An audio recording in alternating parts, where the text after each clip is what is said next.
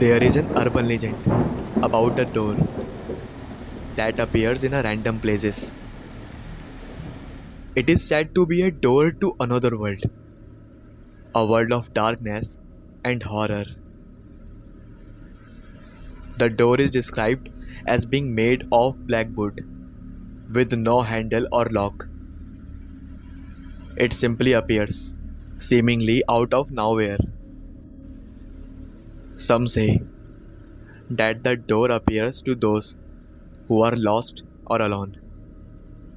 Others say that it appears to those who are seeking something they should not. Whatever the reason, those who dare to open the door are never seen again. One day, a group of teenagers were exploring the woods behind their town. They come across an abandoned cabin and decided to go inside. The cabin was dark and dusty, and the teenagers could hear strange noises coming from the basement. But they were also curious.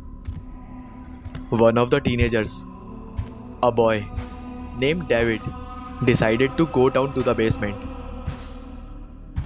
The others followed him. The basement was even darker and dustier than the rest of the cabin. The teenagers could hear the strange noises more clearly now. They sounded like whispers, but they could not make out what they were saying. David and the other teenagers found a door at the back of the basement. The door was made of black wood and it had no handle or lock. The teenagers were scared, but they were also curious.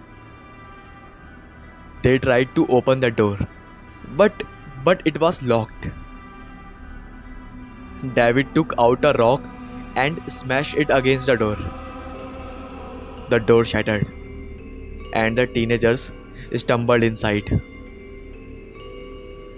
The teenagers found themselves in a dark and foggy world. They could hear the strange voices again, but this time they could make out what they were saying. The voices were calling their name, telling them to come closer.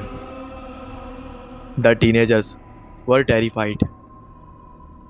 They tried to run back to the door, but they could not find it. The voices grew louder and louder.